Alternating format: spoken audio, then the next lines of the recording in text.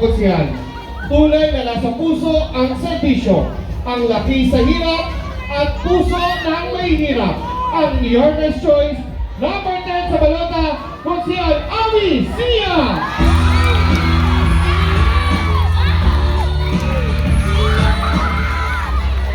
Wala po. Maraming salamat sa Diyos at sa inyo lahat. Ang sanay sa hirap na tulad ko, ginawa po inyong konsyal. Kaya maraming salamat po sa inyong lahat.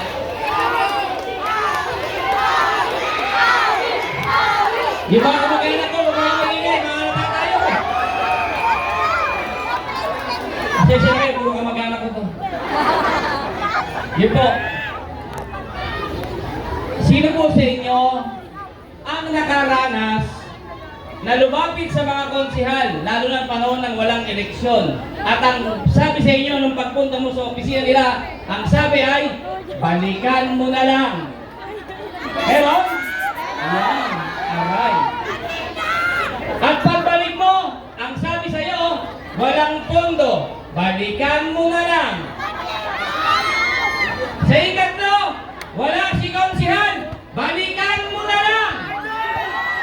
Sa ika-apat, sinuwerte ka, binigyan ka, 100. Pamadyak pa lang, ulat ka na. Pero nung binigyan niyo akong pagkakataon, naka-short, naka-jeans na ako, pagpunta mo sa opisina ko, bukas, ihahatid sa bahay ninyo.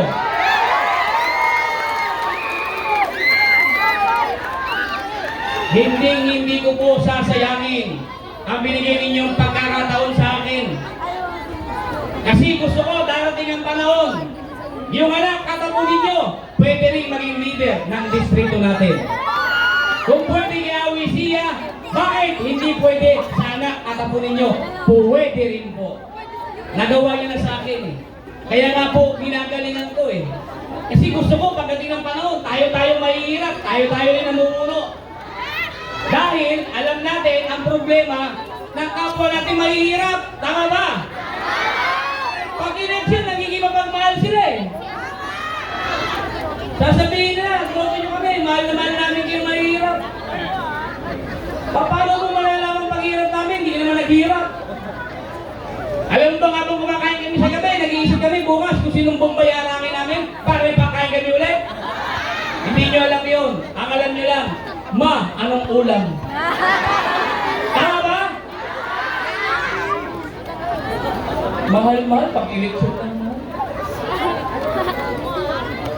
Lahat po yan, puro katotohanan. Ang sinasabi lang natin dito, real talk lang po tayo. Taas ang kamay sa inyo ang nagbabayad ng buwis. Ayan, konti lang, pagbayaran, ayaw nyo yun. Maraming salamat sa mga nagtaas. Sapagkat alam ninyo kung ano, alam mo ninyo kung ano yung inyong karapatan. Sa mga hindi naman po nagtaas, huwag kayong mag-alala. Hindi nyo lang alam na nagbabayad kayo ng buwis. Pag kumain ka ng Jollibee, may tax yun. Nagbayad ka ng buwis. Pag uminom ka ng soft drinks, may tax yun. Nagbayad ka ng buwis. Pag bumili ka ng sigarilyo, may tax yun. Nagbayad ka ng buwis. O ngayon, taas ang kamay ang nagbabayad ng buwis. Nanay, lahat kayo. Kailangan niyo pong malaman ito. Kailangan malaman ng bawat isa sa atin na tayo ay nagbabayad ng buwis. Alam niyo kung bakit?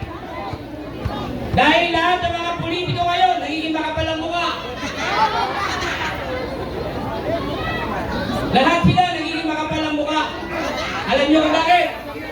Dahil hindi natin alam ang karapatan natin. Lahat ng ginagastos ng politiko ay galing sa pera ninyo. Galing sa tax ng bayan. Tama ba? Kailangan nyo malaman yan. Ultimo kami na pinipili ninyo. Kami po ipasweldohan nyo lang. Nang gagaling lang ang sweldo namin sa tax ninyo. Tapos kumakaarte sila, yabang-yabang. Kaya nga po, ako po'y umaapila sa mga nagtatrabaho rito na walang magawa pag kinakaltas yung tax nila. Sa mga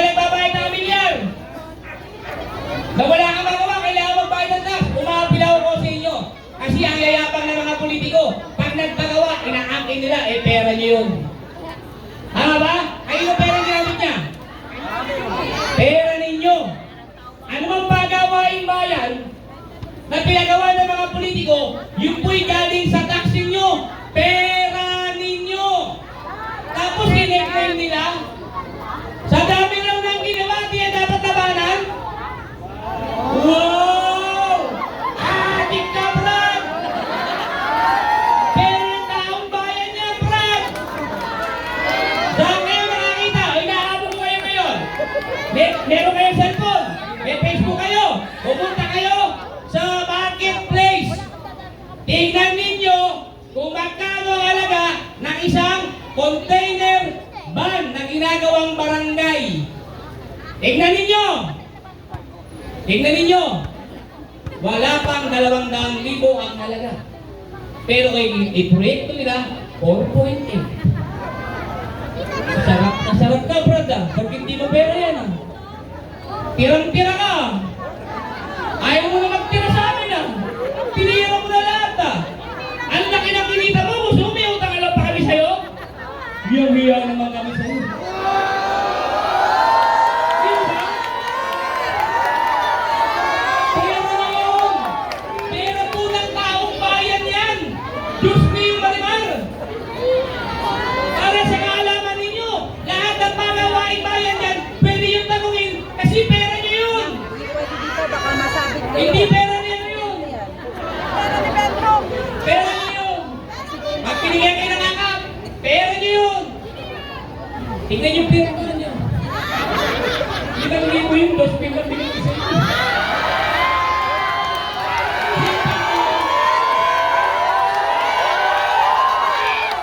Huwag mo kayo mag-alala. Tapat na totoo yun. Naniloloko kayo.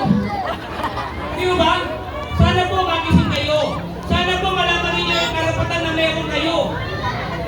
Karapatan ninyong siyasatin lahat ng ipinagagawang pagawain bayan. Dahil pera po ninyo. Kung overprice po sila, na ibig na overprice sila, nailagay pa po sa ibang programa ang kapakinabangan ninyo. Hindi yung kapakinabangan din. Ganun. Di ba?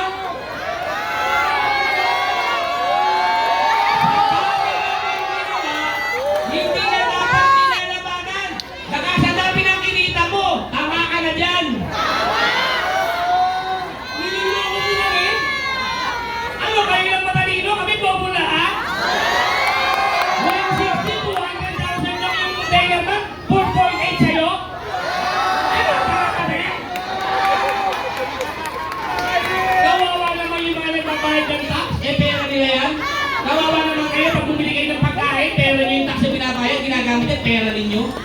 Kung makaarte, o ngayon, pagod na pagod ka kakaikot.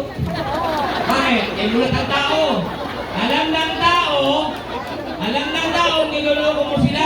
Dahil pera ng taong bayan ang ginagamit ninyo. Maniwala kayo sa akin.